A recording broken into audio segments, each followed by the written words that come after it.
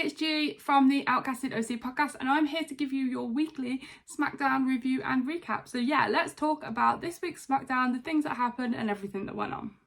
So SmackDown opens with John Cena making his way to the ring. As we know, John Cena is back for a few months to do some promos, some wrestling, some work with WWE. I believe this is down to the movie strikes that are going on. So he's made his way back to WWE while he's got the free time and has the time to come back and do what he needs to do. So he comes in, makes his way out to the ring. The crowd is chanting Cena, Cena, Cena.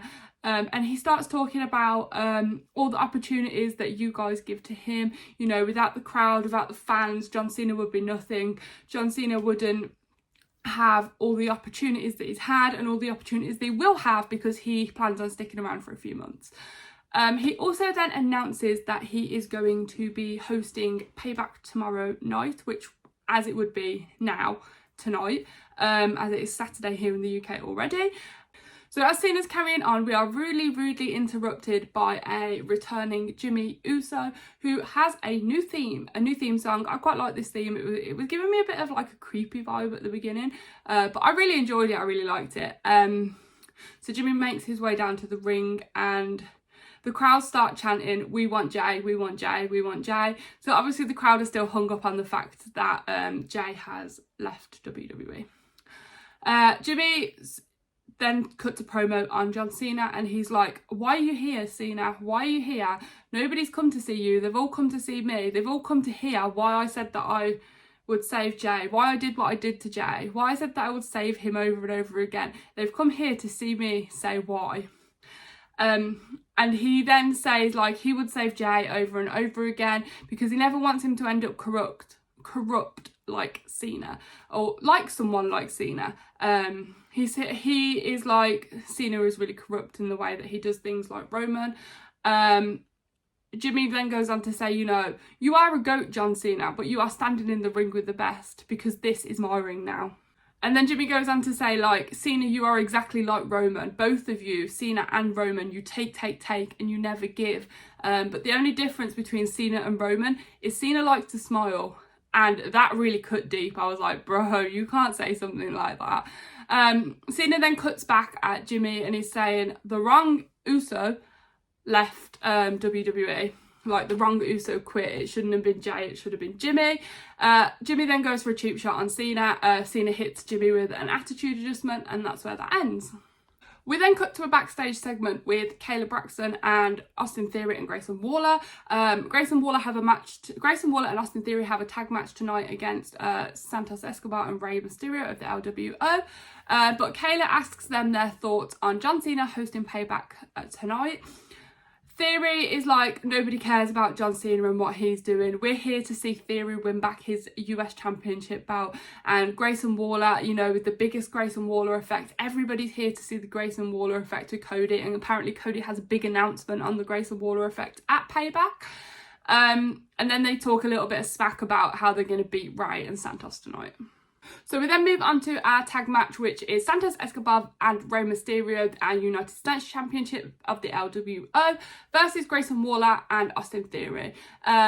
I thought this was a really weird matchup of Grayson Waller and Austin Theory, but they actually performed really well and they melded really well together. They work so smooth and great as a tag team. But yeah, we start off with Grayson Waller and Santos Escobar in the ring. They throw a few quick punches and Santos really quickly goes in for a pin on Grayson Waller, who manages to kick out immediately. They both then tag in their partners, so Rey Mysterio and Austin Theory are next in the ring. They throw a few quick punches at each other, and then Rey and Santos manage to throw Grayson Waller and Austin Theory out of the ring, where Rey then does a suicide dive onto both of them. So then there's a bit of back and forth between all four of them in and outside of the ring. We then manage to see Grayson Waller tagged in and Rey finally manages to tag Santos Escobar in. Santos is like not giving Grayson Waller any chance to move here. He's like punch after punch after punch, move to Grayson Waller, shoving him into the corner. Grayson literally doesn't have a moment to breathe. Santos is like, "You ain't getting nowhere. I ain't letting you go." Santos then pins Theory, and Theory breaks out. But then Grayson Waller goes for a rolling stunner into the ring on Santos Escobar and pins to win the match for Grayson Waller and Austin Theory. Okay, we then move on to a backstage segment where we are greeted with Adam Pearce talking to Mia Yim, or Minchin as she's known in the OC, and Jimmy really rudely interrupts them and is like, yo, you wanted to see me, Adam Pearce, and he's like, yeah, you can't do this. Obviously Minchin is looking really like annoyed and angry because Jimmy's just like disrespected her and interrupted her conversation with Adam Pearce, and Adam Pearce is like, yeah, you need to stop being rude to staff, you need to stop doing this, you're disrespecting the staff, the crew, and this is not how it's going to happen, this is not how it's going to go down. And Jimmy's just like, okay, and walks off. Bobby Lashley then makes his entrance to the ring. He is looking mighty fine in his suit, must I say. But after Bobby Lashley makes his entrance to the ring, we then go into another backstage segment of the OC talking to Minchin, where she's saying, oh, Jimmy just disrespected me. He just disrespected me and it's not on and I'm not having it. And they're like, nah, just leave it, just leave it. Where AJ then comes in and is like, yo, what's going on? So Minchin tells him, Jimmy just disrespected me, and AJ, and that like the OC are like, no, don't do anything, just leave it. And AJ's like, I will handle this, don't you worry, guys. And Mia's like, yeah, that's what we want. So then we move back to Bobby Lashley in ring, and Bobby Lashley has come out to say, like, the most common question he's being asked recently is like, what's going on with him and the Street Profits? Bobby Lashley, what is happening with you and Montez Ford and Angelo Dawkins? And he's like, I've come out here to be real with you and tell you guys what's going on with us. So he's like, he cuts a little bit of a promo talking about like greatness recognises greatness, you know, talent recognises talent, we stick together and things like that. To them, which we are greeted by the Street Profits, who join Bobby Lashley in the ring. They're all talking a bit back and forth to each other, really nice words, like the Street Profits are saying nice words to Bobby Lashley saying nice things about them. And the Street Profits are like saying thank you for everything Bobby Lashley has done for them in the past few weeks, the past few months. And they're just thanking Bobby Lashley for everything that he's done. And then Lashley just turns around and says, the three of us are coming for power, control and gold. So I'm really excited to see where this goes, as a lot of people have been calling them like the street business, or I heard something about suit business or something, and there's a lot of names been thrown around, but I really like the idea of Bobby Lashley and the Street Profits, and I'm really excited to see where they go, if they go as a faction or whether Bobby Lashley is going to be like a manager for the Street Profits. That would be really cool. But yeah, I'm super excited to see where that goes. As Bobby Lashley and the Street Profits make their exit from the ring, they get about halfway down the walk and Kevin Owens' music hits and he makes his entrance out and stands in front of them, then greeted by Sami Zayn, and Kevin and Sami start walking and the Street Profits kind of like do this and let them pass, and then you can just see Montez there singing like Sami's theme, and it was really cool. I wonder if that's like some foretelling for like a tag feud that we're gonna get, like Kevin and Sami versus the Street Profits in the future. I don't know, but none of them disrespected each other. The Street Profits were actually really nice to Kevin and Sami. So we now have another tag match, which is Kevin Owens and Sami Zayn are Undisputed Tag Team Champions versus Cruz del Toro and Joaquin Wilde of the LWO. We start with Sami and Wilde in the ring. Sami doesn't even give Wilde a chance to move. He is pushing him in the corner, boom, move, punch. Sami takes all of the control at the beginning of this match and doesn't give Joaquin Wilde any chance to throw anything. Sami then very quickly tags in Kevin Owens, who does a Swanton Bomb onto Wilde, who is out on the floor. Cruz is then tagged in. So Cruz is very quickly pushed over the ropes and hangs on the side of the ring. He then does a kick over the ropes to Kevin, kicks Sami off the corner of the ropes, and then kicks Kevin again. As he jumps back in the ring, Kevin manages to do a powerbomb onto Cruz del Toro, who then tags Sami Zayn back in, who runs to the corner, does a halloumi kick straight into Cruz, tags Sami in, who then tags Kevin in, sorry, I'm getting my way... I can't speak today, guys. I don't know what's wrong. It's still early. But he tags Kevin back in, who then does a stunner to Cruz and pins to win the match for both Kevin and Sami. We then move on to another backstage segment where Jimmy is looking like he's about to leave the arena. He's got his bag. He's ready to go. He is then confronted by AJ Styles, who is like, yo, you can't disrespect Michin like that. And Jimmy's like, why? I'll do what I want. AJ pushes Jimmy, who then pushes AJ back. But as he goes to push AJ, Solo like bluntly runs in and pushes AJ down to the floor, out of the way of Jimmy. Solo then says to Jimmy, you are done with the bloodline when we say you're done with the bloodline, or you're out of the bloodline when we say you're out of the bloodline. It's sort of the same thing. Jimmy turns around to Solo and says, not you, not Roman, or not Paul Heyman can tell me what to do. Walks away and leaves out of the door. I'm assuming he's exiting the arena. We then go to another backstage segment where we are greeted by Kathy Kelly, who is with AJ Styles, and she asks him for a bit of a reaction on what just happened with Solo and Jimmy. And he's like, a reaction? The Bloodline don't run SmackDown or WWE like they say. AJ's like, I want Solo tonight. I want to show him and give him a reminder that this is SmackDown, this is AJ's house, this is what I built. I want to remind you that I am the one around here. So next, The Miz comes down to the ring. We have The Miz versus LA Knight at Payback this evening.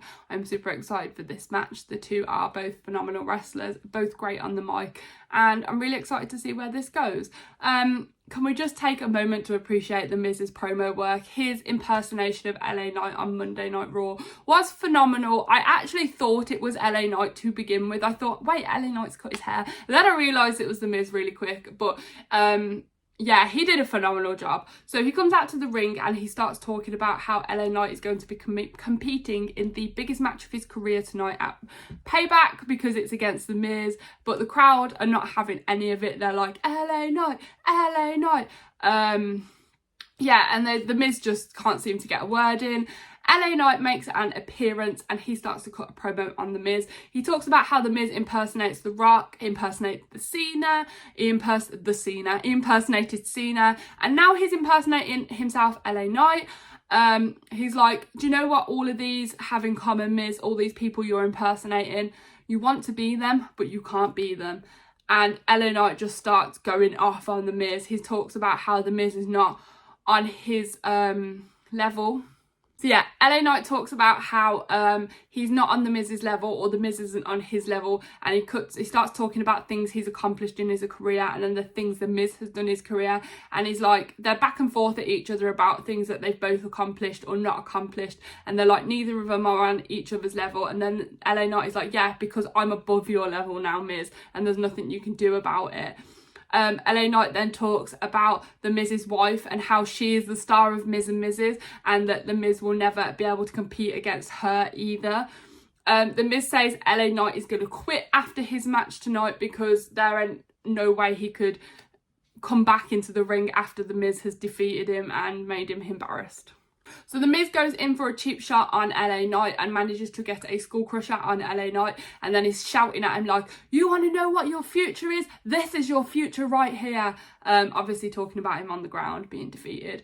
The Miz then goes to exit, but as The Miz goes to exit and is just about to get to the door, LA Knight comes bombing it down and like starts to attack him, but The Miz runs off and LA Knight is stopped by refs and officials, and that's where that kind of ended.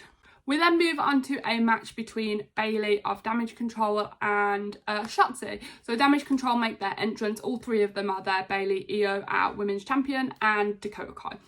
Shotzi then makes her entrance after with her iconic tank, of course.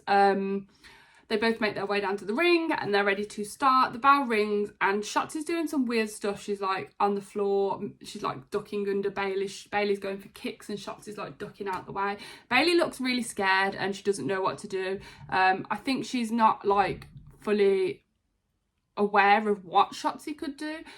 She's very scared of Shotzi because of the way she acts and stuff, which is fair enough. I totally understand that.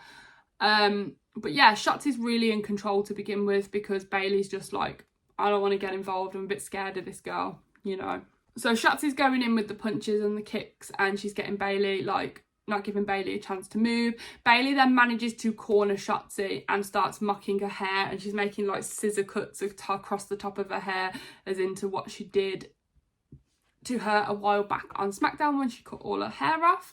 Shotzi manages to kick it away and throws Bayley outside of the ring.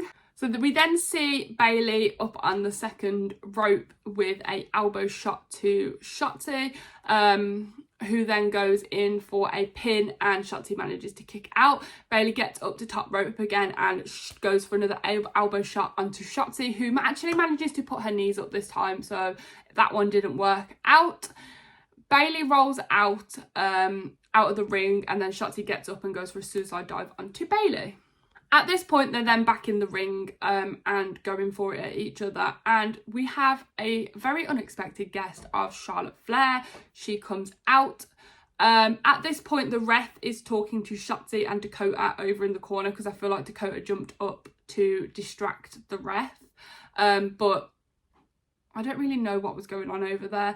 Charlotte actually comes out, throws Io Sky out of the way, does a cheap shot to Bayley over the ropes, jumps down and walks back a bit, giving Shotzi the chance to move away from the ref. She goes in for a few punches on Bayley, tags and pins to win. So Bayley lost and Shotzi won.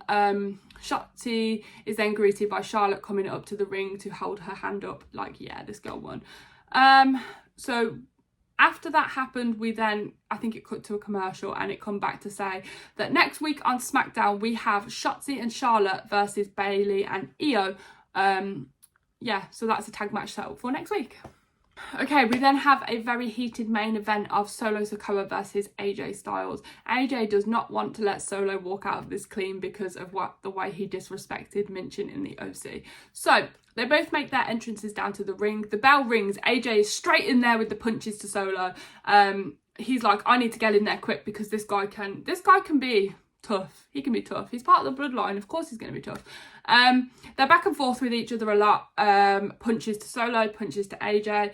AJ attempts to lift Solo but couldn't. He manages to hold his force down, and then he like slams AJ down. AJ manages to get a drop kick in onto Solo. As he does this, Solo kind of stands up over in the corner, and Paul Heyman actually makes an entrance down, which really distracted AJ to the point where Solo then had the chance to attack AJ from behind. AJ then manages to throw Solo over the ropes, and he jumps over and does a sliding knee, pushing him over to the other side of the ropes. AJ jumps back in the ring and goes for a phenomenal forearm over the ropes to Solo, and kind of stares down Paul Heyman after doing it. Back in the ring, Solo quickly gets AJ out to the announce table, banging AJ's head numerous times off the announce table. I'm assuming that would cause a lot of damage because nobody likes their head being banged. I hurt my head when I just tap it, so I can't imagine the amount of pain that would give someone. Solo then back in the ring, he goes for a spinning Solo. AJ manages to kick out of a pin that Solo attempted then. Solo was preparing for a Samoan spike, but AJ manages to jump up with a big kick before Solo can connect the spike to AJ. He then goes in for a second big kick on Solo. AJ is really rolled up at this point. He's like, I'm ready, I'm going to win, I'm going to win. You can see the anger in his face. He's like, Solo's not getting out of this alive. Unfortunately though, to the point where AJ has rolled up so much, Solo actually manages to connect a Samoan drop to AJ, but AJ still manages to kick out of the Samoan drop after an attempted pin. AJ then comes in with a moonsault to Solo. Solo kicks out of AJ's attempted pin. AJ tries for a Styles clash, but it fails. Solo manages to react to it quick enough to move. The ref is distracted by Solo while AJ is setting up for a phenomenal four at this point. I think Paul Heyman was there, and he was telling him off in the corner or something. AJ's over on the other side of the ropes getting ready to do that phenomenal four. As he goes to lift up onto the ropes, we see a Jimmy swipe in from under the announce table, smack AJ off the ropes, so he literally falls down, and then he goes and hides behind the announce table so the ref doesn't see him. This then gives Solo the opportunity to pull AJ up, hit him with the Samoan spike, and he then pins to win the match. The look on Paul Heyman's face that Jimmy did that was like priceless. He's literally there like, I love Paul Heyman's reaction faces. They are fantastic. But yeah, so Solo Sikoa won this match with Jimmy's help. Jimmy jumps in the ring as Solo's like celebrating his win and goes in to give him an embrace, a hug from behind. Solo pushes him off, grabs him, and is like ready to spike Jimmy. But Paul Heyman's like, no, Solo, stop, don't do it. Heyman stops Solo from giving the spike. And Solo kind of like pushes Jimmy out the way, leaves the ring, and him and Paul Heyman start walking away. And Jimmy stood there in the ring. He grabs AJ Styles, throws him down into the ring, jumps up onto the ropes and does an Uso splash onto AJ, then walks to the part of the ropes where Heyman and Solo are stood down the ramp, and throws the one up. Jimmy throws the one up and is smiling at Paul Heyman and Solo Sikoa. At this point, I am in like complete and utter shock and I don't even know what to say. I am like, Jimmy, you are sending me crazy. What the hell are you doing? So at this point, and this is me thinking that Jimmy wants to get back into the bloodline. Jimmy wants to be okay with Solo and Paul and Roman again. But why? There must be a motive behind this. So does he want to be back in the bloodline because Jay's gone and he wants to be okay with his family again? Or is he going to try and get back into the bloodline to spy for Jay while he's out of WWE? There is so much, or so many different ways that this story could go now that Jimmy's trying to get back in. Like, Roman could literally make Jimmy have like initiation tests again to prove that he's loyal to the bloodline and that he's not doing it for Jay. But all this could crumble down when he is doing it for Jay, or Jimmy could be getting back into the bloodline, you know, so that when Jay does come back, he can be like, why are you with them again? That sets up the Jimmy Jay match we all want at Mania next year. I don't know. There's just so many different ways it could go. Let me know in the comments your thoughts or where you think this is going to go with the whole bloodline story. So yeah, that was your SmackDown review with G. I hope you enjoyed it. Don't forget to like, follow, subscribe to Outcasted OC. Check the description for everybody else's social medias and Outcasted OC's other social medias. You can find us on TikTok, Twitter or X, and Instagram, and of course YouTube. Yeah, but thanks for hanging out and I will catch you guys next week. Bye! Attention, the following broadcast has been approved by Outcasted OC. Viewer discretion is advised. Incoming transmission in 5, 4, 3, 2, 1.